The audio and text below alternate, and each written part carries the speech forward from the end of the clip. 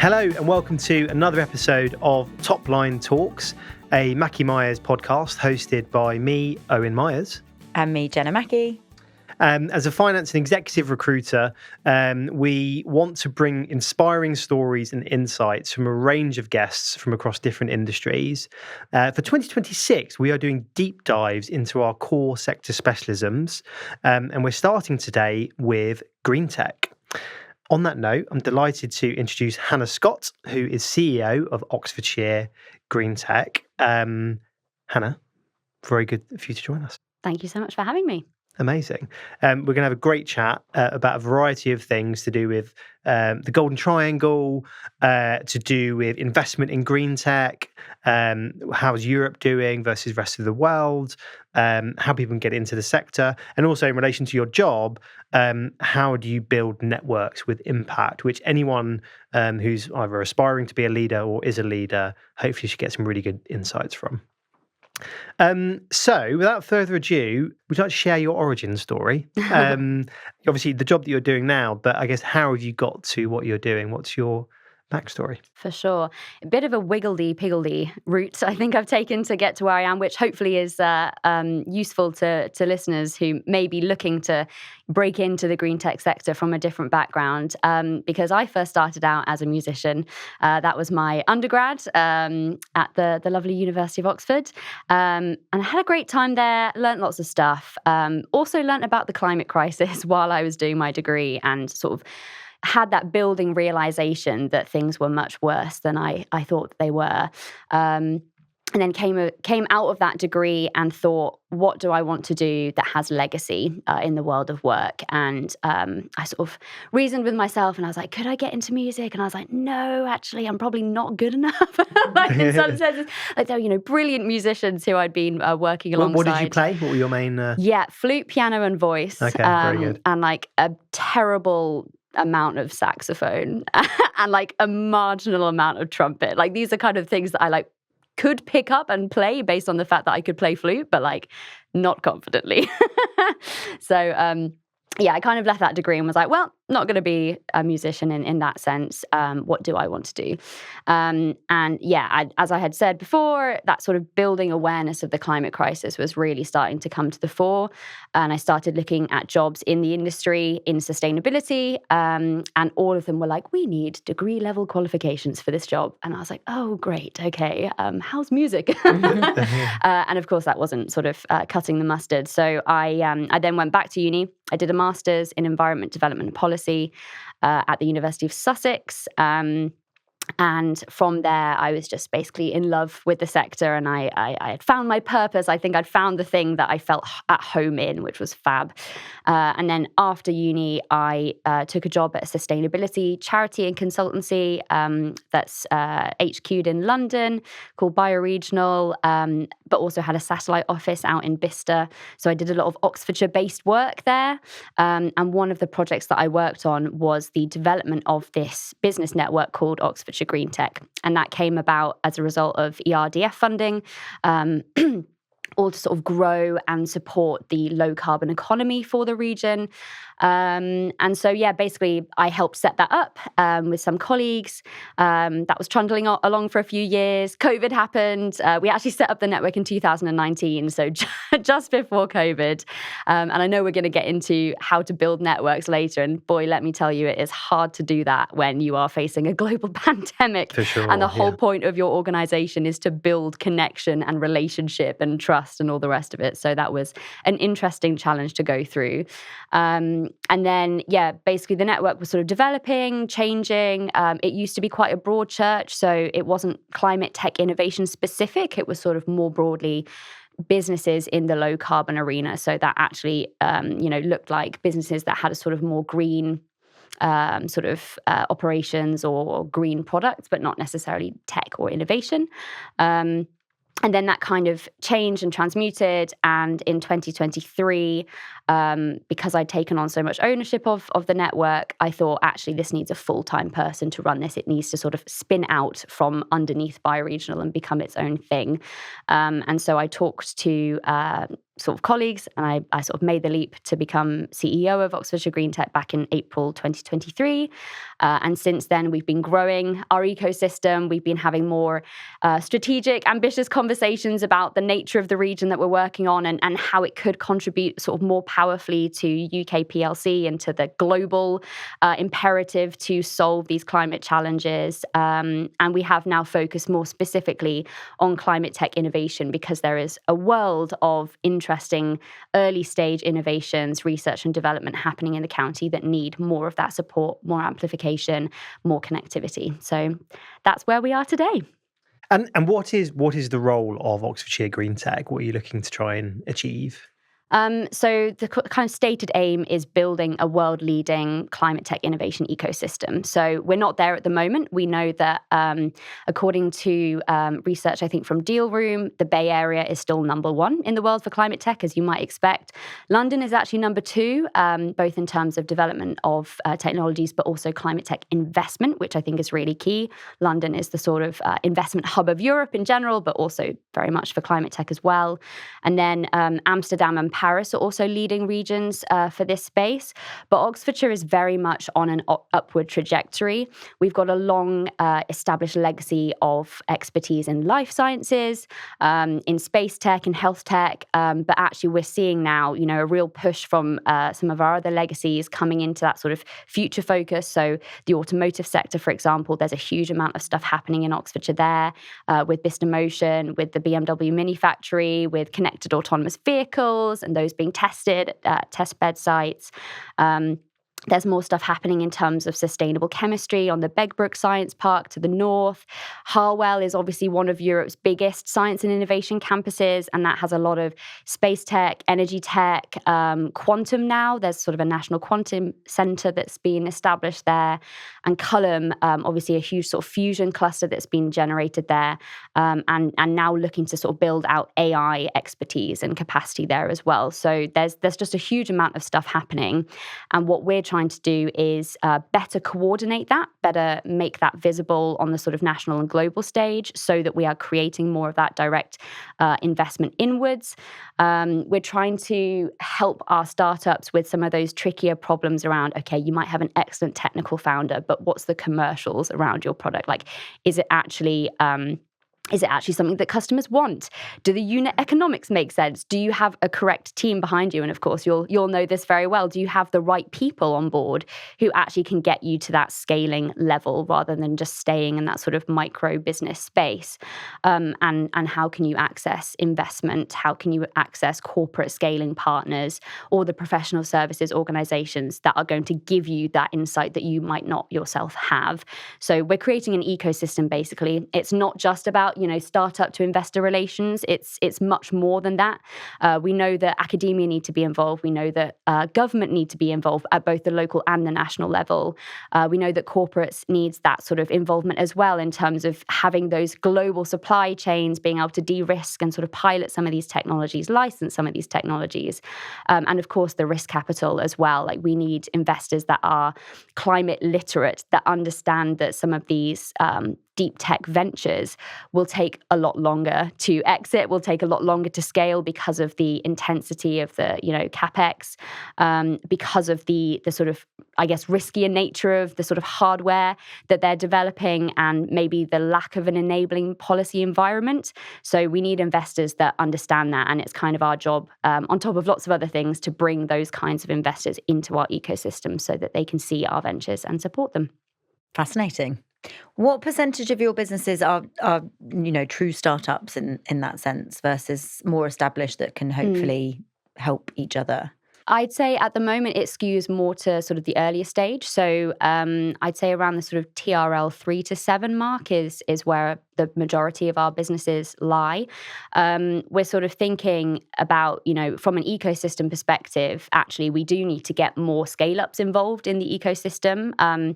we champion these companies, companies like Yasa, who've been acquired by Mercedes, companies like Brill Power, who are one of our members, who have recently been acquired as well by sort of slightly further along the route startup that have also acquired them for their sort of battery management system applications. And we want to champion those organizations, but we also want to make sure that knowledge is recycled back into the ecosystem.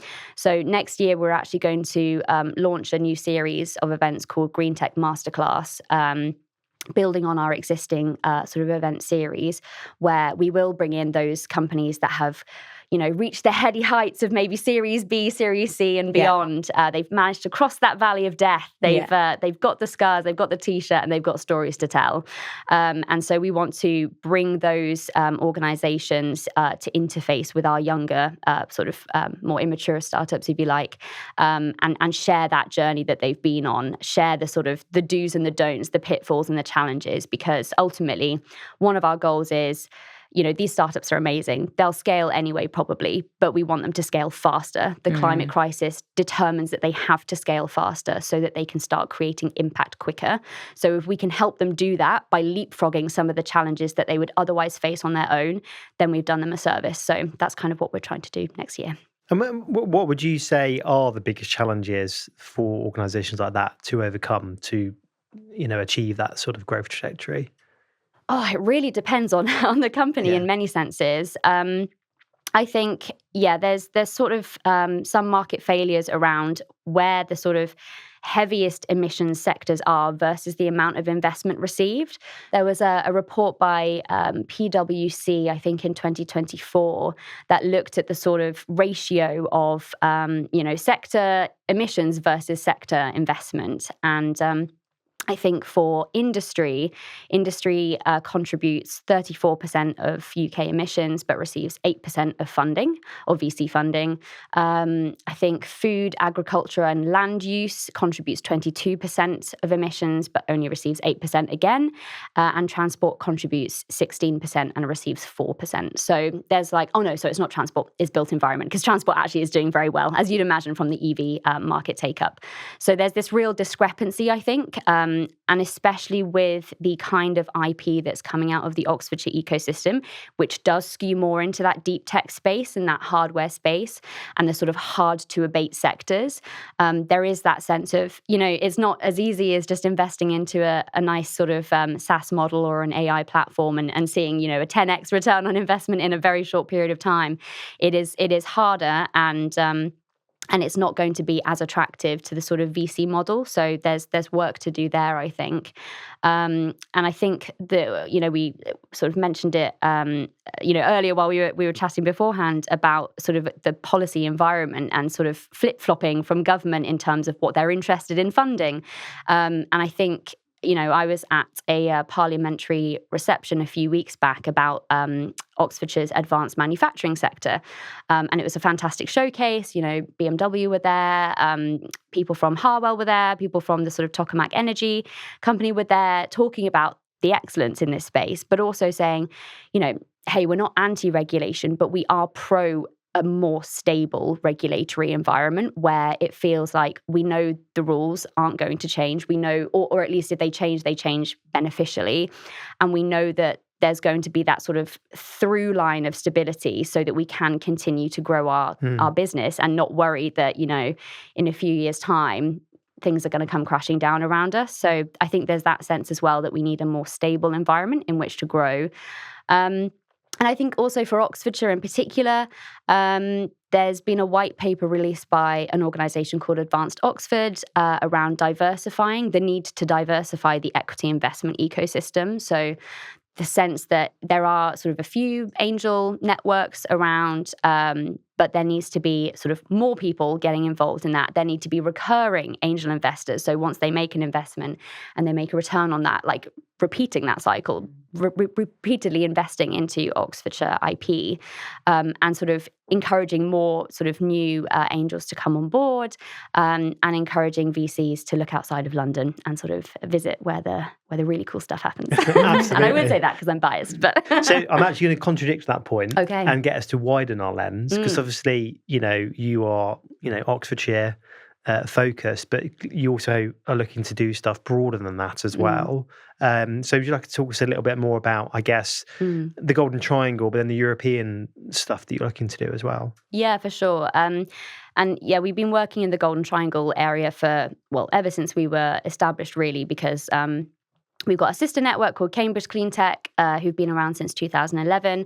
They actually sort of co-founded Oxfordshire Greentech, and we now work very closely together, have done on a number of different programs. So while with the former government, the sort of Oxford to Cambridge region was called the Pan Region, or the Oxford to Cambridge Pan Regional Partnership, there we go. And together we sort of created this innovation network of networks that kind of met quarterly. And it wasn't just for Greentech, although that was a sort of strong focus. There were sort of other innovation sectors represented, but it was kind of, how can we come together as multiple sectors, share resources, find collaborative bid opportunities, especially in a tricky economic environment where, we're not all completely flush with cash. So how can we help each other, and how can we strengthen this region collectively so that it does become this sort of, it's been touted as like the Silicon Valley of the UK, for example. So how can we actually make that a reality? So we've done lots there with Cambridge CleanTech, and we've also co-founded the ClimateTech supercluster as well, which is this much broader ecosystem across Northern Europe. So the reason behind that was, within Oxfordshire, there's a huge amount of interesting stuff. Within Cambridge, there's a huge amount. Within London, there is. But because ClimateTech is so broad, it covers energy, it covers transport, it covers digital and AI, novel material, circularity. Like it, in theory, should cover every element of society, because every element of society needs to decarbonize and needs to become congruent with a future livable planet. So that means, by definition, that it's a very broad sector. And so if you were a large corporation, coming into the Oxfordshire ecosystem and saying, I need to see, all of your solutions in the energy tech space, we would have many, especially because of the excellence that Oxfordshire has in those spaces. I mentioned Harwell and Culham, but we wouldn't have all of the answers. And the answers are elsewhere as well. And so in terms of trying to make it more visible, the sort of art of the possible in terms of those solutions, we then have broadened our net collectively. So ClimateTech Supercluster region is based on a report done by Dealroom a few years ago that identified within a 4-hour train journey of London is a science and technology supercluster. We've overlaid that with a ClimateTech lens so that we made it more specific on that sector. And now our kind of aim is to collectively sort of advocate for this region more broadly, to raise the level of ambition, raise the level of potential investment that could come in, because you have a very different conversation with, a tech giant when you're talking about EMEA versus talking about Oxfordshire. Much as, Oxfordshire is brilliant and has lots to offer, but it just kind of raises the stakes a bit more. And I think also when we're looking at a super wicked problem like the climate crisis, no one city region is going to solve that problem. No one nation is going to solve that problem either. So it's also about that sort of multilateral coordination as well, sort of cross borders, like what are we doing respectively in our countries that we can learn from each other so that we're creating better environments both within our countries, our respective countries, but also across that wider Northern European area. So yeah, that's kind of what we've been looking at. And I think it's really important to say that, we're committed at both levels as well, because I think there's value in having that sort of umbrella and that sort of elevated ambition and sort of joint collective. But there's also a lot of power in that localized ecosystem where connections are much stronger, where, you can look in your phone book, so to speak, and say, oh, I know 5 people at least who I can connect you to who will help you because we've got that strength of connection now. So we're kind of working on those two different levels, and it's really interesting to see how the sort of localized ecosystem development that we've been doing is now kind of manifesting at that larger scale. And how do you the ambition's amazing, right? But it sounds very hard to make that happen. But both from an Oxfordshire and also from the supercluster perspective, how do you define success? Like in 5 years, as an example, what does that actually look like? That is so funny because I was literally on I'm part of like a business leaders accountability group, and we literally were discussing that yesterday. What does this look like in 5 years' time?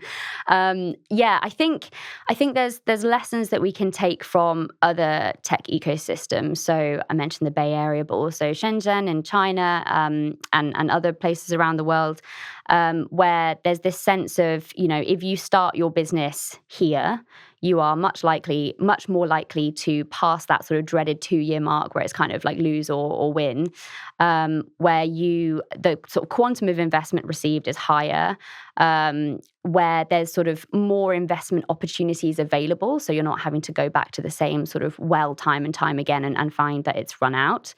I would hope for more climate tech specific facilities and assets that are available. So I think one of the good things about the London ecosystem is that you have Sustainable Ventures in Westminster, and that's, Europe's largest climate tech hub. And they have loads of climate tech startups concentrated in the same place. And that makes it really easy for an investor, for a corporate or whoever to sort of come through the doors. And it's a gateway, right? And I think we kind of need that same sort of gateway in Oxfordshire, where it's apparent that when you land, this is what's on offer. It's all within, a fingertips reach. You know who to speak to and you know when to speak to them. So I think there's also, I don't know whether that's realistic in 5 years. I'm an ambitious person. Let's see what happens. But I think that sort of sense of geographic placement and sort of rootedness in a gateway for the ecosystem would be a 5-year, I think, goal potentially. And I think also just I think building more of that chronology, I think, from like really early stage sort of idea conception up until, Series B and beyond, where you're into sort of commercialization and you're flying and you're having fun. Not that the rest of it isn't fun, but I'm sure that there comes a point where you're like, I can breathe a bit easier because we have customers.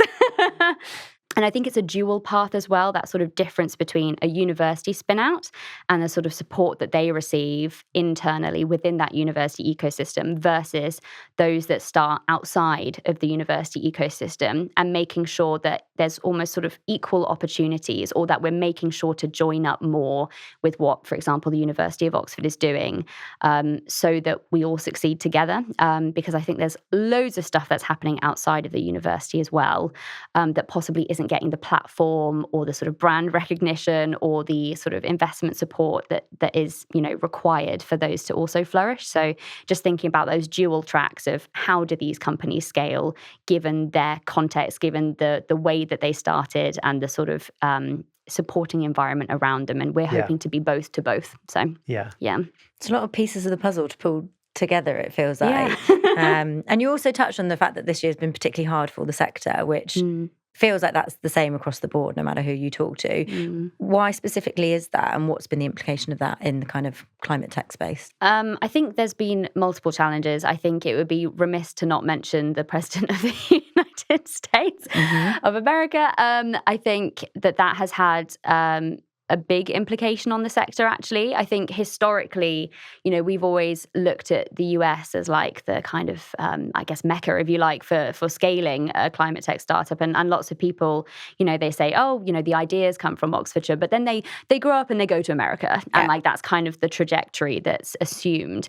And I think that that's no longer an assumption that you can readily make. I think that there's been, sufficient sort of shake-up of that ecosystem that makes it actually quite, there's still a lot of capital out there, don't get me wrong, and there's still lots of investors that are committed to investing in that sector, but I think it feels less of a sort of a certain goal or win for people looking to that space.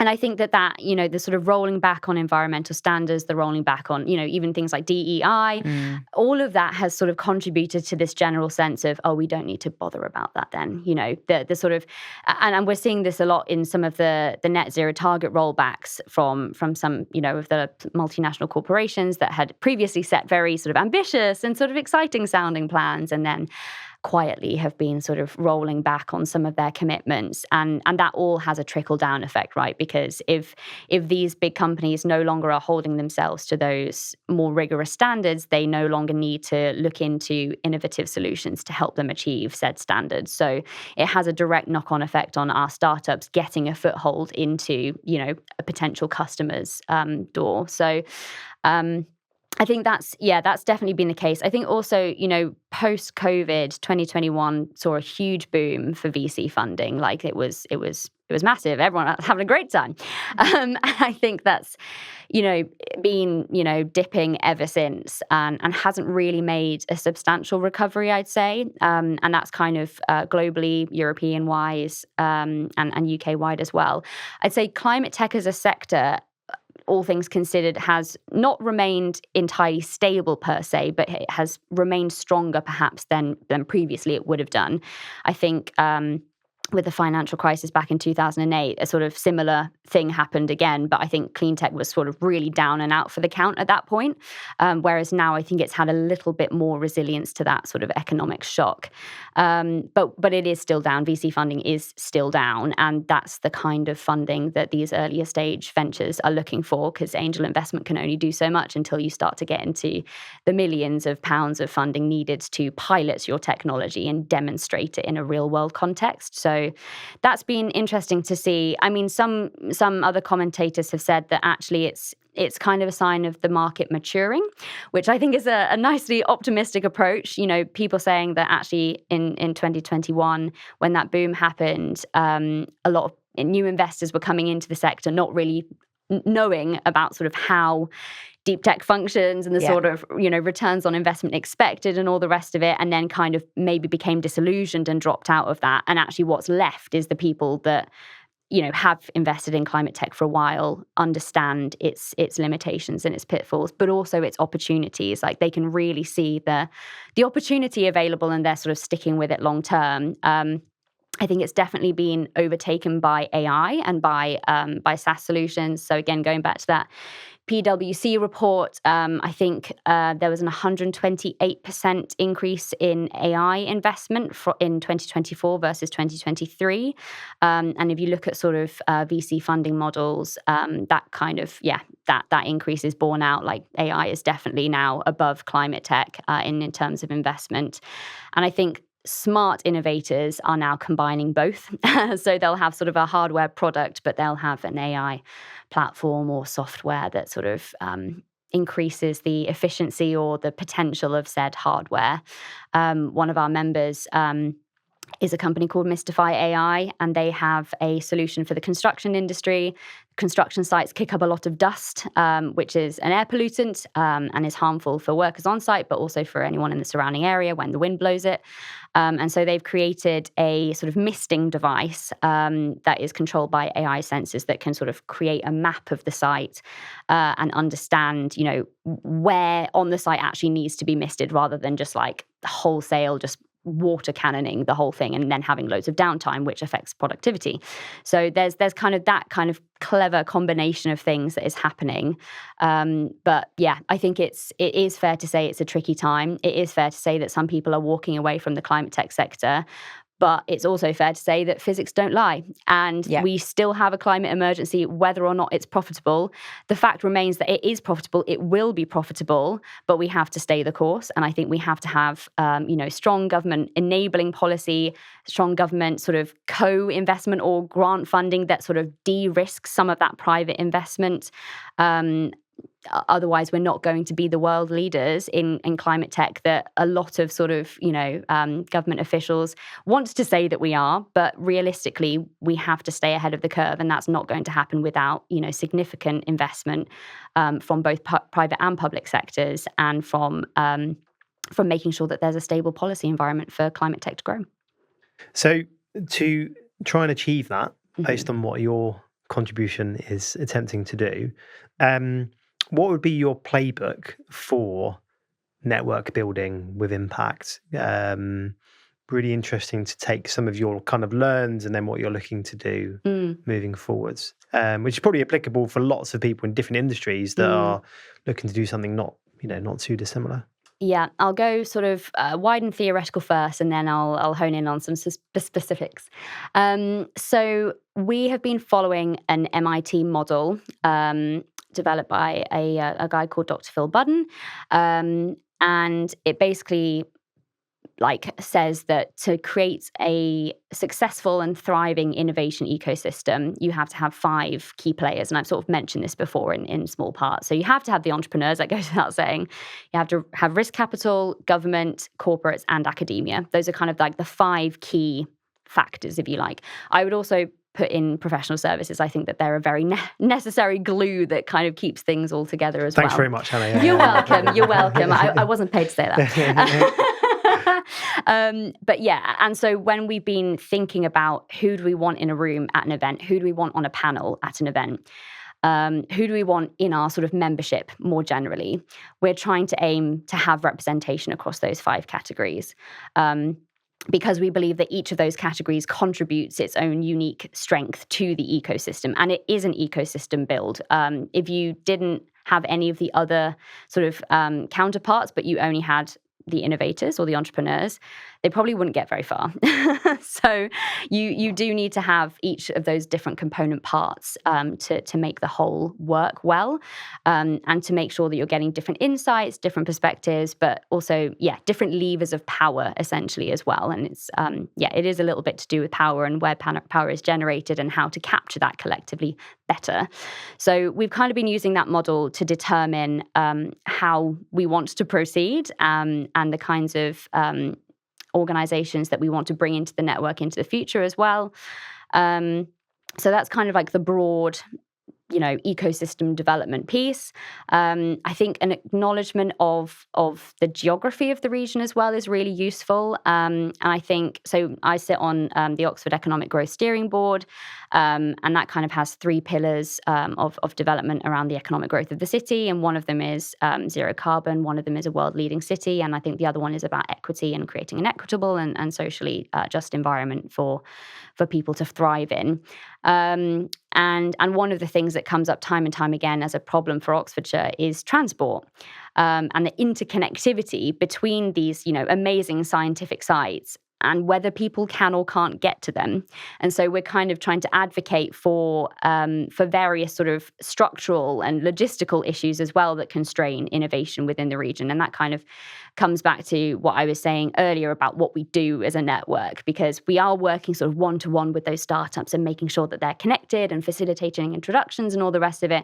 But we're also doing that bigger piece of sort of taking a step back, being involved in those strategic discussions about placemaking, essentially, which is really fun and interesting. And I think, if you're not careful, can give you a God complex if you're sort of looking at accounting like, ooh, I wonder how we can change it. So there's definitely some humility that comes with looking at things on that sort of strategic level. You have to realize that these are people's lives that you're, influencing and advocating for, and making sure that you're doing that in a way that is supportive of the whole ecosystem. And actually, this might be a slight tangent, but recently Oxford released or launched this new initiative called Equinox, which stands for Equitable Innovation Oxford. And that's sort of a consortium led by the university for now, but sort of featuring some of the other science parks, some of the other innovation networks, and sort of other key players in the county around, okay, we want to develop our innovation ecosystem. We want to make it world leading. We want our assets to flourish and grow, and we want our innovators to get the funding that they need. But we also need to respect the fact that there are local communities that live very close to these scientific sites that perhaps feel that they haven't benefited from the sort of wealth or the prosperity generated by the innovation ecosystem. So there's now a focus for Oxfordshire on how do we innovate, how do we scale that innovation ecosystem so that we are becoming this sort of scientific superpower, if you like, but not forgetting and leaving behind the communities that also have a role to play, that also wants to feel part of the wealth generated so that they're not priced out of being in this beautiful county that we're part of. So there's a whole, I kind of gone off on a massive tangent from the original question, I think, but it's that sort of the placemaking piece as well that we're involved in as a network, and making sure that it does feel like equitably and socially just as well. So there's that part. And then I think with the sort of specifics on network building, We're a not-for-profit organisation. That means that we're collaborative and generous by design, I'd say. So, I know that there's other for-profit networks that potentially, put a price on sort of making those introductions and sort of giving all of the sort of little bits of advice and, looking over a slide deck and sort of providing feedback and all the rest of it, and can totally understand that, and I'm not bashing that. But our model means that, all of those sort of little bits of support actually all add up and really contribute to the innovation ecosystem that we're building. And we try and encourage that generosity within the network as well. So one of our event series exclusively for our members is called Greentech Connect. It's a monthly online meeting. It's kind of set up as like a peer-to-peer support group. And that basically enables one of our startups to present for 5 minutes. It's not a pitch. They're not looking for money per se, but they're pitching to the network so that everyone knows what they're doing. And then afterwards, we'll have like 10, 15 minutes of discussion where members will ask questions, clarifying questions, and they'll provide offers of support. So it might be, I can sit down with you for 30 minutes and go over your, team building strategy. Like I can connect you to someone in this industry because I've got, a previous connection with them and it'll be a warm introduction. So it's kind of encouraging that reciprocity as well, like the knowledge that if you show up to these events and you suggest offers of support to someone, and then you continue to show up, then at some point, someone's also going to do the same thing for you. And it's almost like a gift economy in that sense. There's not a price tag being placed on that, but it is encouraging people to be generous with their time, with their connections, with their skills and their expertise, because it will ultimately benefit everyone. Like, let's not try and divide the pie up into increasingly smaller slices. Let's make a bigger pie. That's the vision, really. So that's what we're trying to go for. I think the key thing which this plays to really nicely is that if an early stage founder that's got a great idea and a great bit of tech, but actually turning that into something, you don't know what you don't know. So it's actually being part of a community that, people have got a few grey hairs and a few war stories to go with it, allows them to access that intel that, you can't necessarily Google, right? Or Copilot. So, theoretically, it should be really powerful. And you're going to be creating another lane on the ring road as well, from the sounds of it. So, happy days. Okay, what's just sort of going a bit macro, just to finish off to get some context. Where is the UK? If you think of the sort of global green tech and decarbonisation economy, where does the UK sort of rate in what we're doing and how we're trending? Yeah, I think in terms of sort of generating IP and generating startups, I think we have no shortage of that. Being within the Oxford ecosystem, the University of Oxford is the most prolific generator of spin-outs in the UK. It generates hundreds per year now, and those are brilliant, fundable, ventures. And that's going to be happening for Cambridge and Edinburgh and for Imperial and lots of other university ecosystems as well. Like, we are not lacking in research excellence. We are not lacking in the sort of development of those ideas. I think where we are lacking is that sort of that scaling up piece, essentially. We've kind of moved over decades to becoming quite a services heavy economy. And that means that a lot of the sort of manufacturing capacity that we maybe used to have has sort of been, transformed into something else or wound down. And now I think for the sake of sort of UK sovereignty, especially when thinking about our energy systems and thinking about how we're competing with other sort of major, global superpowers, I think there is that sense now that actually we need to bring back manufacturing in-house, so to speak, and start redeveloping that manufacturing capacity so that we're not having that same old story of, we've grown a startup, oh, great, now they've left and they've had to set up shop elsewhere because, land prices here are so expensive or energy is so expensive. Like, our energy prices compared to other innovation ecosystems across the world are extortionately high. And that's a real issue, I think, that the government is increasingly becoming aware of. And there are sort of ways or sort of methods that are being generated to work on that. But there is that sense of, well, actually, if we're going to expand as an innovation economy, our electricity has to become cheaper, and it has to become greener, of course, as well. Like, we can't just, sacrifice. It would be hugely ironic if we, didn't end up decarbonizing our grid for the sake of trying to build out climate tech capacity. Like, it would feel very stupid. So, and we're lucky that, our grid has decarbonized rapidly over the past few decades, possibly more so than models originally predicted, which is really good news. But that needs to continue to do that. And we need to be making sure that, that electricity prices are not prohibitive to our business sector here. So I think that's what I'd say. I think we're doing excellently in many senses. I've mentioned before, London is number 2 in the world globally for climate tech innovation and investment.